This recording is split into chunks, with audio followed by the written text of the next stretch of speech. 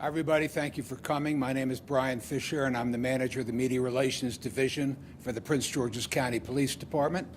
Speaking with you today will be our Chief Malik Aziz of the Prince George's County Police Department.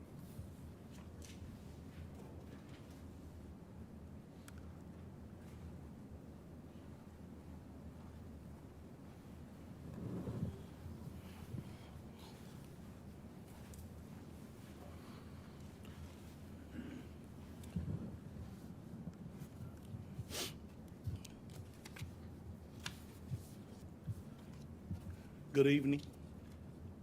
Chief Malik Aziz, Prince George's County Police Department. This is a update from what Deputy Chief McCreary gave last evening.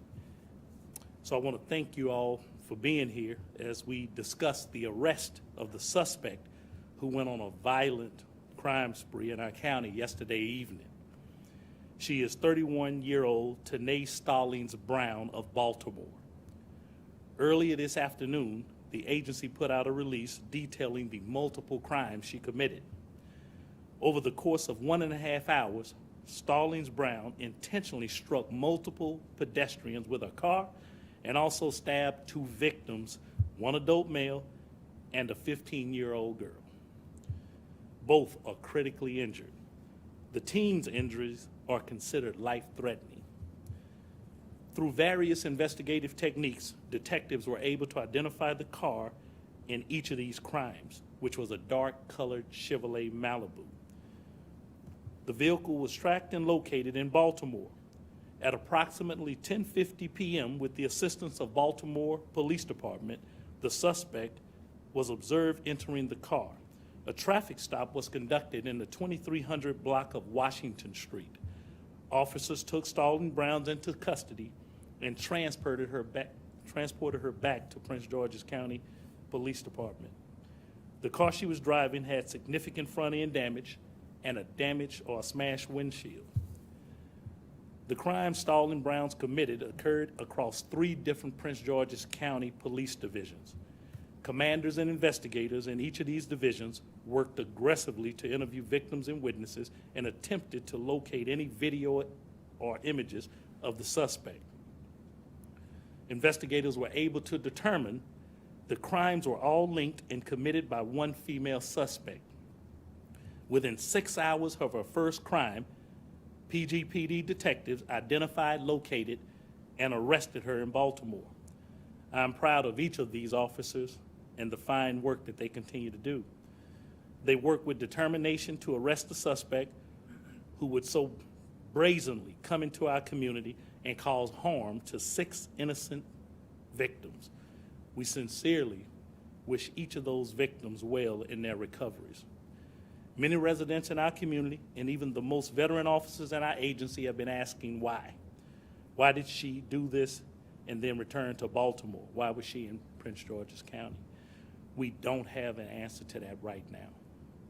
At this point, the motive is just unclear. It appears she chose her victims at random. Stallings Brown is in the custody of Prince George's County Department of Corrections. She is charged with dozens of offenses to include multiple counts of attempted first-degree murder, assault, and additional charges related to striking pedestrians. In closing, in my more than 3 decades of policing, almost 3.5, I've rarely seen a suspect this determined across this length to inflict harm on innocent people. It's deeply disturbing. I do hope the community takes comfort in knowing that she is now in our custody and unable to cause any more pain. With that, I'll take a few questions to answer anything or clear up anything. I'll start over here. Thank you, Mr. J. Ford from Channel 7. In interviewing any of the victims, did anybody indicate anything that gave you a sense, like, did the suspect say things to them, yell at them? Is there any sense as to what was going on in her mind? And just as a follow-up, do you believe, based on maybe talks or other things, maybe how she smelled, is there any chance that she was on some kind of The answer to that is we don't have any of that information right now.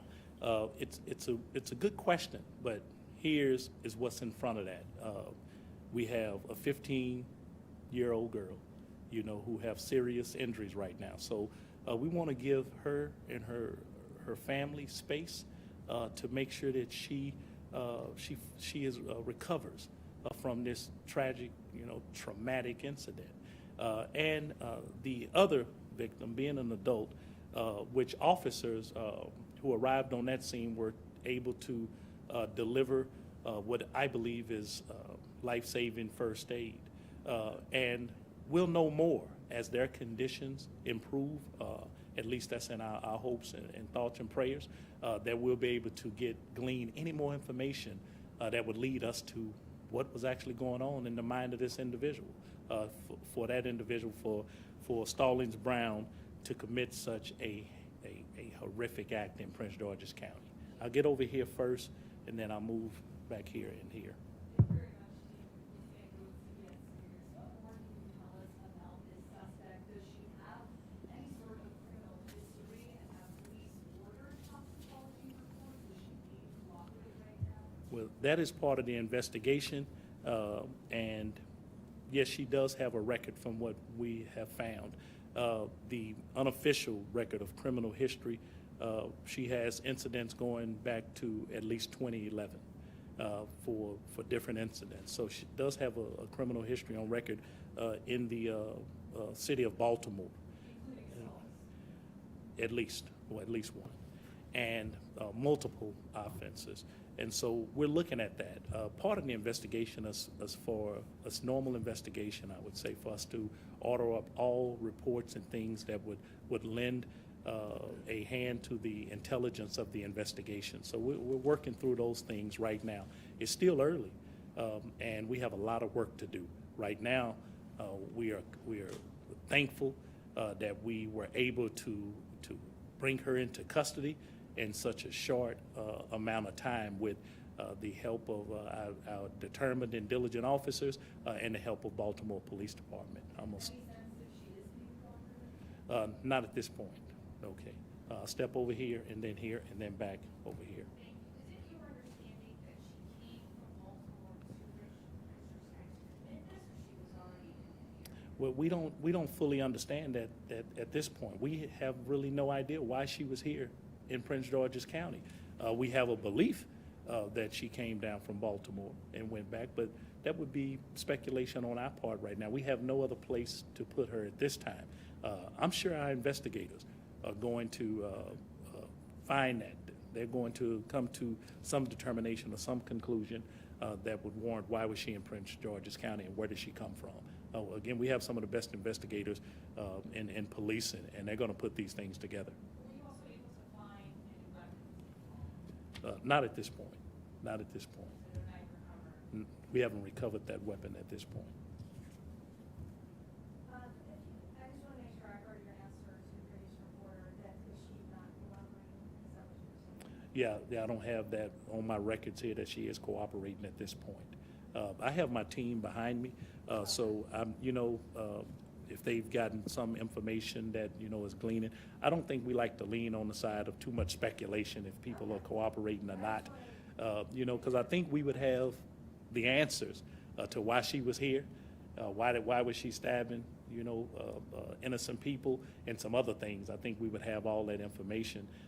Not to say that a person won't cooperate in the future, but we don't understand that now fully. But our detectives, they are going to do their due diligence to find out, where this person was, what she was doing, how she was doing it, and why did she in turn commit those acts and then drive back to Baltimore, and as if nothing occurred.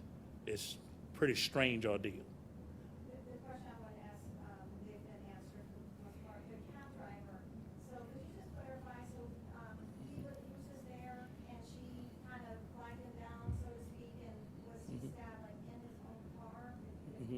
Well, and I'll tell you in a preliminary investigation, because, that information directly we have not obtained. But I'll tell you what we believe occurred then, is that That driver was at that location as anyone operating a business, for any type of, ride, business. And she was at that location, and she may have either, she left one location and kind of walked to another that was in close proximity. But they were in the same location at one point. She had some type of conversation with him, we believe. That was probably dealing with taking a fare or going to a location, and gained access to the rear passenger seat is what we would understand at this time. And during that time is when this violent altercation took place. The description of what would take place is that she used a knife and she stabbed that individual. The male,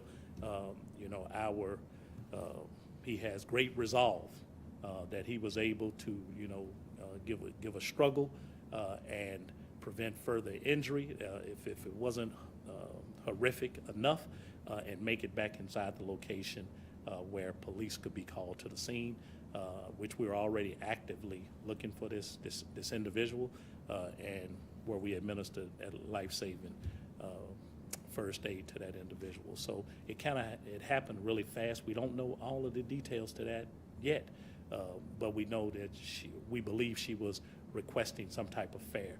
It possibly could have been a ruse just to get inside, because she had already stabbed and ran over multiple people. She had already stabbed one person and ran over multiple people. So that's where we were. I got here first and then.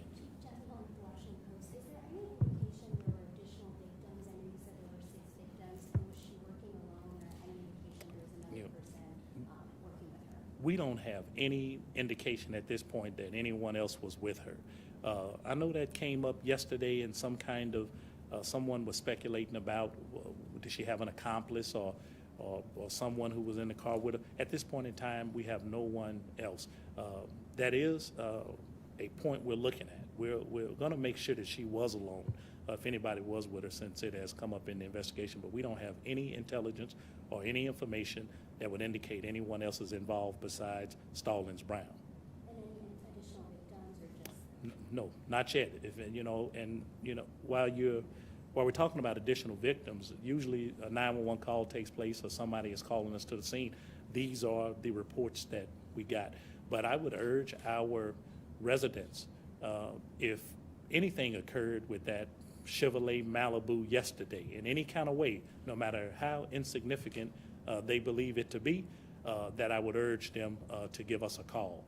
And so we can actually use that information, because what may seem to be small or insignificant to that person could actually add more details to our investigation. And if anyone was victimized with a car accident, or they were, the car ran over them or hit them or attempted to injure them, or even an attempt, we'd like to know that. So thank you. Yes, sir. Scott, just wanted to ask you, in terms of the sequence of this, can you describe how quickly these things happened across Prince George's County to a point where she was able to flee and continue to do this before you all were able to Yeah. find her?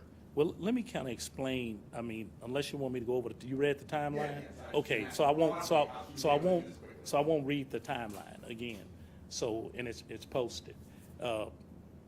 It's across 3 different divisions. And the way Prince George's County, unlike, just like any other county or any other city, it is divided. We have 8 police divisions. So this person started in one division, went to another division, came back to that same division, committed a couple of acts, and then went to a different division. So 3 different divisions were involved. The way dispatching occurs, an incident happens, a person calls 911, it goes down to our dispatch center, it is dispatched to that individual division. And so it takes a minute to put those things together.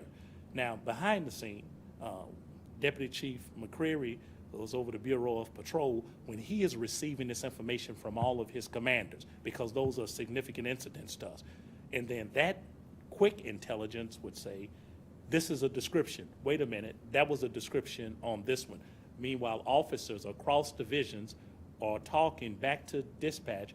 advising them that this may be the same incident that is happening across the lines. So it happens like that. It's really fast moving, but it explains why in different divisions things are. If that would have happened in the same division, the same place, it would have been very easy. But when it happens across multiple divisions, then that's the sequence that takes place. I believe, and I know this from the time of the act, this violent act, and the time that we had her in custody in less than 6 hours, our officers at Prince George's County, the leadership and the officers, and our peer department in Baltimore City should be commended for putting together these things and making sure that we had enough intel to bring that person into custody. Because there are incidents like this that happen that sometimes can take days or months, or maybe even not find that person at all. So. Can you just walk us very briefly through what happened to the overall understanding that attack was pretty savage? Well, I think, yeah, you describing it as savage. I think anytime somebody stabs you with a knife for no reason and cause you to be in a hospital in critical condition, yeah, that's savage enough.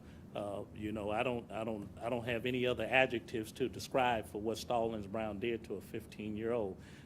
But that person was seemingly, and I'll tell you what it came to us. A wreck happened or an accident occurred, maybe intentional. And then the two individuals who were struck by the car, the driver of that car, who was Stallings Brown, exited the vehicle, and then clearly, nowhere unprovoked, anything happened, stabbed that individual just as quick as that. So what we believe from the other incidents is that she was intentionally striking pedestrians to get out, to harm them, to either cause them serious injury or death. And if that did not work, then we believe Stallings Brown's intended to kill them with the knife that she had. There's nothing I could say to add to anything to that. There's no more adjectives I have to describe it. It's horrific. It's one of those things that happen in policing that you see, that you don't see. You see a lot of bad things in this job. You know, it happens. You see something, you know, a lot of times, more than the normal average person. But this right here, these intentional acts, we are fortunate right now that those individuals are alive, critical, but alive, life-threatening injuries. And bringing her to justice, bringing her to the first step of justice was very important for our victims, for their family and relatives and friends, and it's very important to the leadership you see behind me, and it's very important to the men and women who are detectives and investigators and officers who want to bring that person in. And I'm fortunate and glad that they did. Just to your point about the fact that this did take less than 6 hours to find her when it could have taken days in other situations. Can you just talk a little bit about the process of whether this was an all hands on deck thing using license plate readers or video cameras? How this transpired that you found her so quickly? Every tool at our disposal. Once we realized, you know, the first incident, you know, things occurred. These things happened, and, you know, assaults with weapons and things like that happened. But once the second one happened and we were gathering intel, it was, let's find this person. Every police officer knows, police officers on active patrol, they're looking for this individual. We're following up leads at the scene. We're running these things through our various tools that we have to locate this person with all of the intelligence that we were getting. And it was every officer that we had available, this was known that we were looking for this Chevrolet that had committed these crimes, pedestrian accidents with a vehicle and the stabbing. Can you describe the moment the suspect received custody? Was there any back and forth with officers? What was that scene like? We don't have anything on that right now. We took her into custody with a Baltimore PD without incident, and that was it. Did you say she was on probation, parole, or when she last gotten out of jail for any of these prior offenses? Well, I don't know when the last time she got out of jail. Our last charge on, well, Baltimore City, and this would be unofficial for me. Baltimore City would be the official agency to release any record. But those were minor incidents in 2021 and some major incidents as far as 2018. Our understanding, and it's very preliminary right now, is that this individual may have been responsible for some type of similar act in the city of Baltimore. But that is unconfirmed at this point by Baltimore PD with us as they work through their investigation. I think we have two cities who work together for the greater good of our region, and they're going to come and find out if these things, if this is true or not, and if so, I'm sure she'll answer to those charges in Baltimore City. We'll take one more question. Just quickly, you said there were no weapons that were accounted from the scene so far. What do police suspect happened in the scene that was used to stabbing? Yeah, I'll turn to my team back here. Do we have any deal with that? We'll have a Deputy Chief McCreary step up. Good evening, everyone. At this point, we're still exhausting all investigative methods. We still have not determined what's occurred with the weapon at this point. Just like the chief said, we really don't have any rhyme or reason, and we're trying to track down the individual's whereabouts, how they came to the county, when they went back to Baltimore City, and all those things. But they take time. Again, it's only been a day at this point, and we're still trying to piece things together. I'll add to that. Thank you, Deputy Chief McCreary. I'll add to that. We have every belief that we will find, that weapon, or we're going through our normal procedure now. So we take things very methodically, so we don't, we mitigate any errors or mistakes. Our investigators are, again, I'll express my gratitude for officers, detectives, investigators with Prince George's County Police. They do their due diligence, and they will. If that is out there, we're going to find it, and we're going to uncover everything we can to add value to this investigation and bring justice to the victims who were involved in this and the families whose lives are involved at this point. So, but thank you very much. I appreciate you. Have a good night. Thank you, Chief. Thank you, everybody.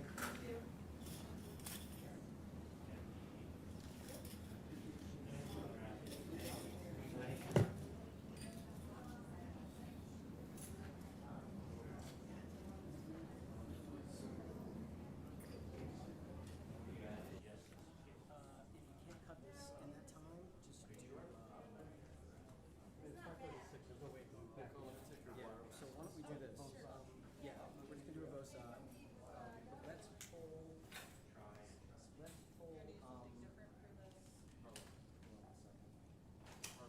go to 18:31:30.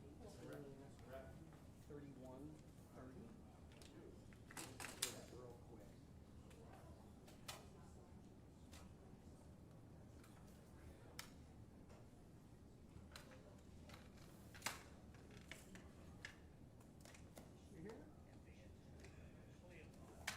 I think the chief said 6 victims, and there were 5. I think he misspoke. There were 5 victims, not 6.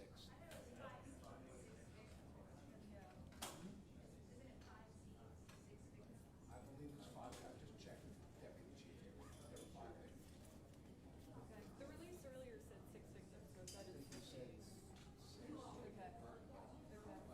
Let me. So what is it?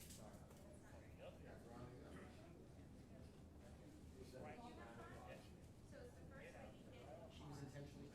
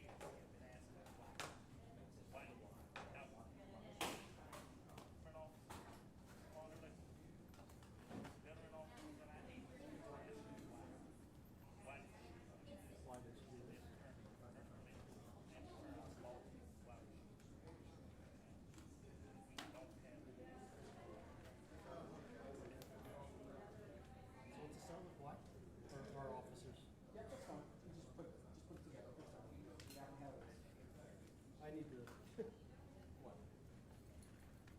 Are we just sending top back? Yeah, we're just gonna send the both sides back. Don't worry, we're still gonna set up. Okay.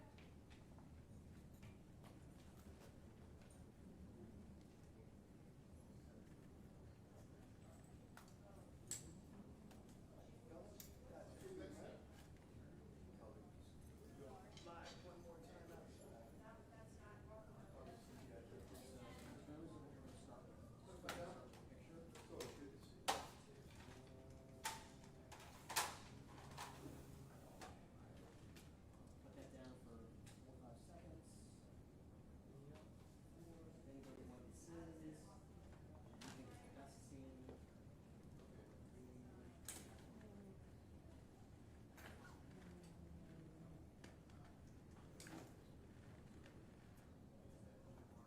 And show 2 or 3 shots there. Then after you show 2 or 3 shots, show her in the car. Show the picture of that car.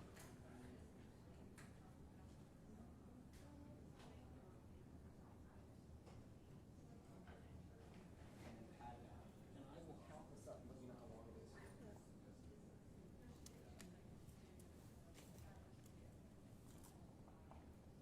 And obviously make sure to cover that side in between.